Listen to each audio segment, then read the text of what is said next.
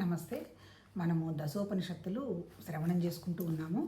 ఆ తర్వాత ఈశా ఒకటి, తర్వాత ఇంకొకటి ఏంటి కేనో, తర్వాత కఠోపనిషత్తు, ప్రశ్నోపనిషత్తు 4 చెప్పుకున్నాము. ఇప్పుడు మనము 5వ ఉపనిషత్తు అయినటువంటి అది 5వ ఉపనిషత్తు వచ్చి ఇది మనం నిన్న కొంత చదువుకున్నాము. ఇప్పుడు చదువుకుంటున్నాము. అదేంటంటే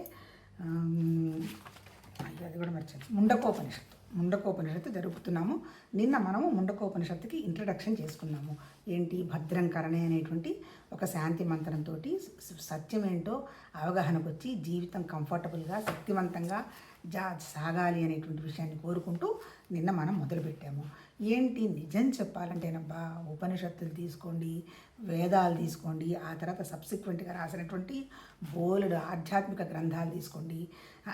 నాట్ ఓన్లీ ఆధ్యాత్మిక గ్రంథాలు కదా, ఏ పుస్తకాలన్నా మీరు చూసినా ఫస్ట్ వాళ్ళు ఏం చెప్తారు అంటే సిద్ధాంతం వండర్ఫుల్గా ఎక్స్ప్లెయిన్ చేస్తారు. సిద్ధాంతం తర్వాత ఏం చెయ్యాలి అని చెప్తారు. చివరికి అసలు సత్యం ఏంటో చెప్తారు. అంటే ఏంటి వాళ్ళు ఇప్పుడు ఈ ఉపనిషత్తుల్లో మహానుభావులు చెప్పింది, మన దగ్గర శరీరం ఉంది, ప్రాణం ఉంది, మనసు ఉంది, మనం చేసే పనులు ఉన్నాయి, మనకి కోరికలు ఉన్నాయి. మరి ఇవన్నీ మనం ఎలా ఉపయోగించాలి అనేటువంటి విషయాన్ని చివరికి చెప్తాడు. ముందంతా ఏం చెప్తాడు అంటే కర్మ చెయ్యొద్దని ఏం చెప్పరు ఎవరు ఇక్కడ ఏ ఉపనిషత్తులో కూడా.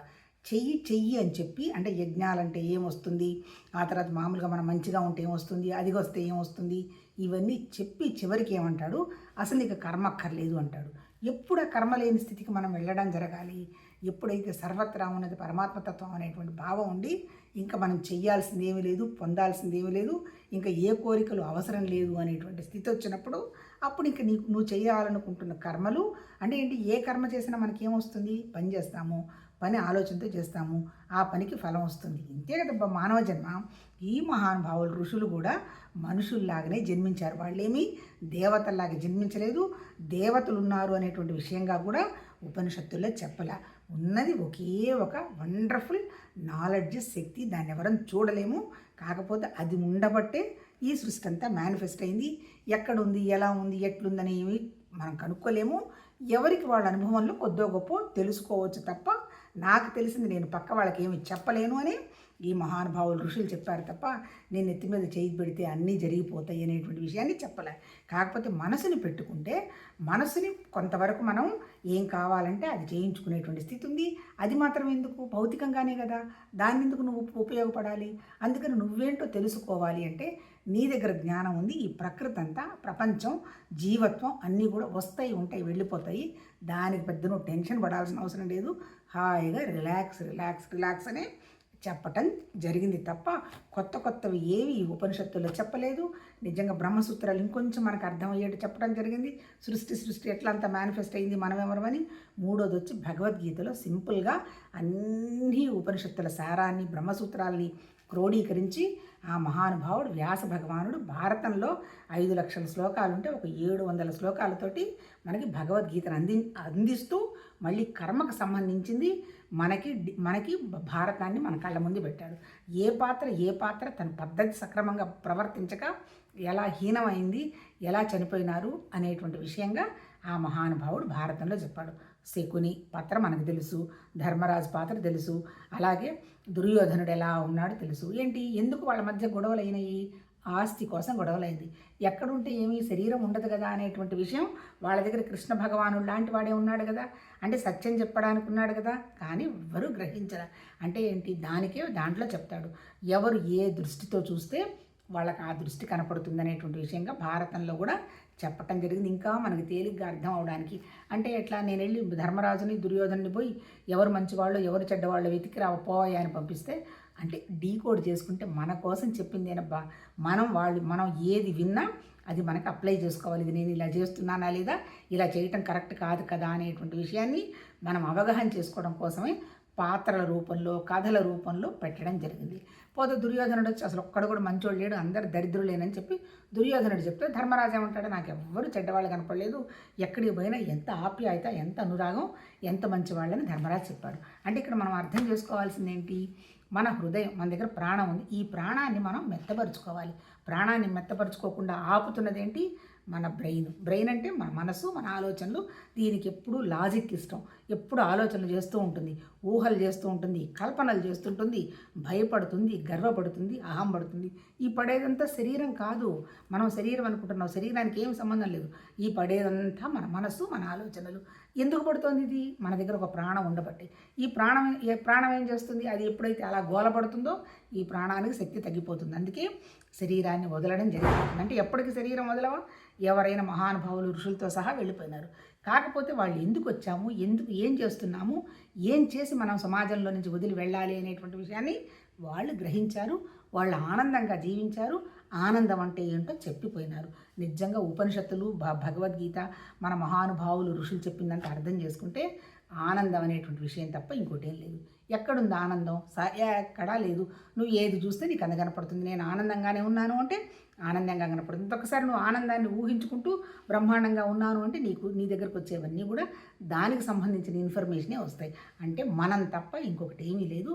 ఈ మనాన్ని ఎంత వండర్ఫుల్గా హ్యాండిల్ చేసుకోవాలని ఈ మహానుభావులు చెప్పారు. నిన్న మనం ఏం చెప్పుకున్నాము? ఎంతసేపు చెప్పినా ఏముంది ఇక్కడ చెప్పడానికి? ఒకటి మన దగ్గర ఆలోచన ఉంది. ఆ ఆలోచనని జ్ఞానం అన్నారు. దానికి అనుగుణంగా పనిచేస్తాము. ప్రకృతి అంటే తీసుకోవాలి, ఉండాలి. అంటే ఏంటి? కామ, క్రోధ, లోభ, మోహ, మదమాశ్చర్యాలతో నిండిపోయింది ప్రకృతి. ఇది కానీ దీన్ని గ్రహించేటువంటి జ్ఞానం మన దగ్గరే ఉంది. ఆ జ్ఞానం కనుక గ్రహించామంటే వండర్ఫుల్గా ఉంటుంది అనేటువంటి విషయమే చెప్పారు. నిన్న అసలు ఒరిజినల్ జ్ఞానం అంటే ఏంటి? ఉన్నదంతా ఒకే ఒక విషయం, మారకుండా ఉన్నది అనేటువంటిది జ్ఞానం. మారేదంతా ఏంటి? ప్రకృతి అని నిన్న చెప్పటం జరిగింది. ఈరోజు టాపిక్ ఏంటి? భోగం, సన్యాసం. ఇక్కడ చెప్పింది కూడా అదే. ఇక్కడ ఏం చెప్పాడు? నేను ఇందాక చెప్పాను కదా, ముందు చెయ్యండి అంటాడు, తర్వాత చెయ్యాల్సిన అవసరం లేదంటాడు. ఇప్పుడు చెప్పిందంతా ఏంటి? మంత్రాలతో ఋషులు దర్శించినటువంటి కర్మకు సంబంధించిన విషయాలు అవన్నీ సత్యమేను, వాటిని ఫాలో చేయండి. ఆ తర్వాత యజ్ఞాలు, యాగాలు కూడా సమాజం అంతా బాగుండడానికి ఋషులు దర్శించింది కూడా సత్యమేను, వాటిని ఫాలో చేయండి. ఆ తర్వాత ఇంకోటి ఏంటి? పూజ అంతా ఏంటి? అగ్నికి 7 లక్షణాలు ఉన్నాయి ఏంటి చెప్తున్నాడు. కాళి, కరాలి, మనోజన, సులోహిత, మధుమ్రత, స్ఫులింగిని, విశ్వరుచి అనేటి 7 పైకెగిసి ప్రకాశంతో నిండే అగ్ని యొక్క 7 నాలుకలు అవుతాయి. అంటే ఏంటి? యజ్ఞాలు ఎక్కడ చేస్తాం మనం? దాన్ని ఏమంటాము? అగ్నికే కదా చేస్తాము అని చెప్పుతూ, తర్వాత ఏంటి? చాతుర్మాసం అన్నారు, తర్వాత దీక్షలు అన్నారు, పూజలు అన్నారు. అవన్నీ ఓకే చేసుకోండి. ఎందుకు? నేను జీవత్వం అన్నంత వరకు నేను జీవత్వ స్థితి దాటాలి అంటే ఇవన్నీ నాకు తెలియని స్థితి ఉండకూడదు కదా. అందుకని అన్నీ తెలుసుకోవటం, చేయటం ఏం తప్పులేదు, చెయ్యండి అని ఇక్కడ ఏం చెప్తున్నాడు?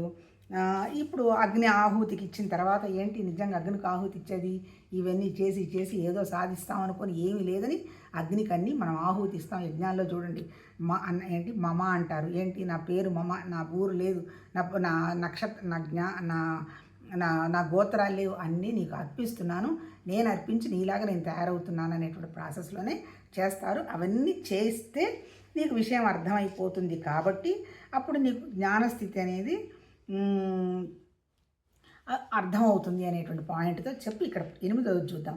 ప్రాపంచికత మధ్యలో జీవించే మూర్ఖులు అంటే మనం తమను తెలివిగల వారమని, పండితులమని ఎంచి వార్ధక్యం, మరణం వంటి వాటిలోనే కుట్టుమిట్టాడుతూ ఉంటారు. అంతే కదా. మనం ఎంత ఎక్సలెంట్ పొజిషన్ ఉన్నా, ఎంత వండర్ఫుల్గా జీవించినా మనం మరణాన్ని మనం వదలలేము.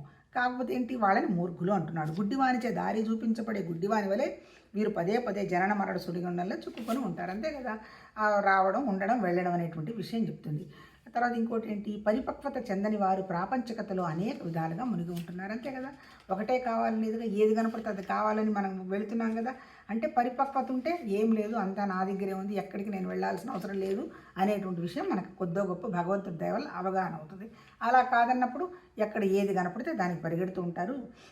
నిజమైన లక్ష్యాన్ని వాళ్ళు తెలుసుకోలేరు. అనురక్తితో కర్మలు చేసేవారు కనుక దుఃఖం పొంది పుణ్యం తీరిపోగానే స్వర్గం నుండి కిందికి పడిపోతారంటే ఇక్కడ ఏం చెప్తున్నారు? కర్మ చేయి, తప్పేం లేదు, కానీ ఎట్లా చేయాలి? ఆ కర్మ నేను చేస్తున్నది చాలా గొప్పని చేయవాకు. అనురక్తి అంటే ఆసక్తి లేని కర్మ కనుక చేస్తే, నిరాసక్తంగా కర్మ చేస్తే ఆ కర్మ నిన్ను అంటుకోదు. మనం అట్లా కాదు కదా. ఏదో ఒకదానికి ఆ పని చేస్తే నాకు ఇది వస్తుంది అని గోలు పెట్టిన తర్వాత ఇక దాని గురించి ఆలోచిస్తాం, దాని గురించి చేసుకుంటూ పోతాం. దానివల్ల నీకు వచ్చేదేమీ లేదు అంటే దానివల్ల జ్ఞానస్థితి ఏమి ఉండదు. భౌతికంగా నువ్వేదో చేసుకుంటూ పోతావు, ఏదో అచీవ్ చేసుకుంటూ పోతావు. ఇక్కడ ఏం చెప్తున్నాడు? కర్మని అనురక్తితో కాకుండా అనాసక్తిగా కనుక చేసినప్పుడు ఏం లేదబ్బా, సింపుల్ లాజిక్. నాకు ఇది కావాలని టెన్షన్ పడితే అది కావాలని ప్రయత్నం 24 గంటలు ఆలోచిస్తాం. ఏ పని చేస్తున్నప్పుడు ఆ పని ఫోకస్ పెట్టామనుకో, ఆ పని అయిపోయిన వెంటనే మన స్థితికి మనం వెళ్ళిపోతాం. అంటే ఇక్కడ 2 స్థితులు ఉన్నాయి. లోపల నేను అనేటువంటి జ్ఞానం, నా కంటికి కనపడుతున్నటువంటి నాదిని వదలకూడదు. కానీ నేను అనేటువంటి జ్ఞాన స్థితిలో కనుక చేయగలిసినప్పుడు లైఫ్ ఈజ్ బ్యూటిఫుల్, అంటే అర్థం వండర్ఫుల్గా ఉంటుంది. ఎందుకంటే దేనికి టెన్షన్ ఉండదు కదా, ఆ స్థితి వచ్చేస్తుంది అనమాట. ఇక్కడ ఇంకేం చెప్తున్నాడు, ఇంకా రెండు ఇక్కడ ఇంద్రియ ఇప్పుడు ఇంతగా తిప్పి ఏం చెప్తున్నాడు, ఇవన్నీ చేస్తే నువ్వు ఎక్కడికో స్వర్గం పోతావు, నీకెవరో దండేస్తారు, లేదా నీకు నరకం వస్తుంది ఇవి చేయకపోతే అనేటువంటి విషయాలన్నీ ఏం చెప్పాలా. ఏంటంటే ఏ మంచి పని నిష్కామంగా చేయటం మనం మొదలుపెట్టినా మన మనసు నిశ్చలమవుతుంది. ఒకే ఒక పాయింట్, అంటే భగవతత్వం తప్ప ఇంకొకటి ఏమీ లేదని చేస్తే అనన్య భక్తితో మనసు ఏది మీద నిలబడితే అది మీద నిలబడిపోతుంది. అంటే ఏంటి, ఇప్పుడు నువ్వు ఏది కావాలంటే అది చేసేటువంటి సామర్థ్యం వస్తుంది. ఎప్పుడు వస్తుంది ఇది, ఎప్పుడు ఏం రావాలి సామర్థ్యం, నీ సెన్స్ ఆర్గన్స్ నువ్వు పట్టుకోగలిగిన సామర్థ్యాన్ని రావాలి. సెన్స్ ఆర్గన్స్ ఏంటి, మన దగ్గర ఉన్నటువంటి జ్ఞానేంద్రియాలు. ఎవరు పట్టుకోవాలి, మనసు పట్టుకోవాలి. మనసు ఎప్పుడు పట్టుకుంటుంది, ఇది సత్యం అది అసత్యం అనేటువంటి విషయం మనసుకు అవగాహన అయితే. అంటే ఇప్పుడు ఇంత చెప్పినా ఈ మహానుభావులు మళ్ళీ చెప్పబోతున్నది ఏంటి, నీ బుద్ధి విశాలత పెంచుకో, మనసును ఒకే విషయం మీద నిలబడటం అలవాటు చేసుకో, నీ ఇంద్రియాలను కంట్రోల్ పెట్టుకో, నీకేది కావాలంటే అది అర్థమవుతుంది, విషయం నీకు అర్థమవుతుందని చెప్తాడు. చదువుతా చూడండి.